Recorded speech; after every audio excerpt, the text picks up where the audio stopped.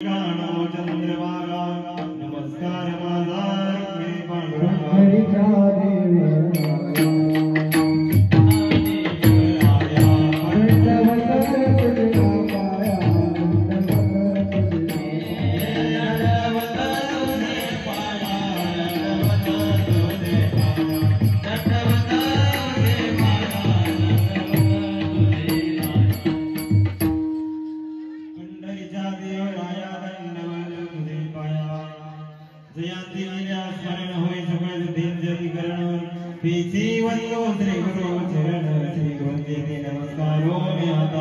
ओम नमो ज्ञानेश्वरा करुणा करालयालो पावन झालो चराचरी धन्य धन्य मुक्ताबाई तुझे चरणी माझे डोळे जन्मला देह दिवसीला सुखाचा काय वरवसायाचा आहे एकलेच यावे एकलेच जावे ते अनुभवावे अपराधी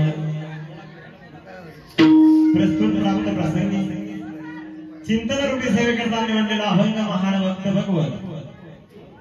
वारकरी संप्रदायाचा एक कळस असणारे श्री संत चोखोबराय आणि या चोखोबरायांचा 4 चरणाचा मानवी देहाला उपदेश देणारा अभंग आजच्या चिंतन रूपी सेवेकरता निवडला विठला या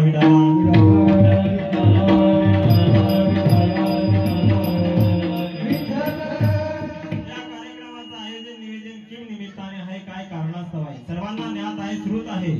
परंतु त्याचा अर्थ करतोय म्हणून सांगून जाईल बघा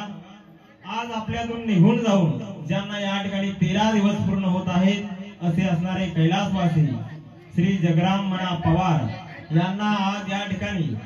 या मृत्यू लोकाची यात्रा संपवून ते यह लोकाला या ठिकाणून तुमच्या आमच्या मधून या ठिकाणी निघून गेले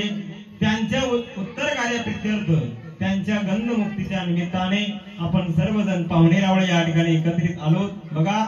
आई वडिलांच्या ऋणातून मुक्त कोणी होऊ शकत नाही पण त्यांच्या ऋणातून मुक्त होण्याचा एकमेव उपाय तो म्हणजे ज्ञानदान असेल अन्नदान असेल कीर्तन असेल हरिनाम असेल किंवा भजन असेल या त्यांच्या नावाने जर या गोष्टी आपण या ठिकाणी केला तर कदाचित आपल्याला आपण त्यांनी आपल्यावरती जे काही उपकार करून ठेवले त्या उपकारातून उत्तीर्ण होण्याचं एकमेव साधन जर कोणतं असेल तर त्याचं नाव कीर्तन आहे विठ्ठला विठ्ठला विठ्ठला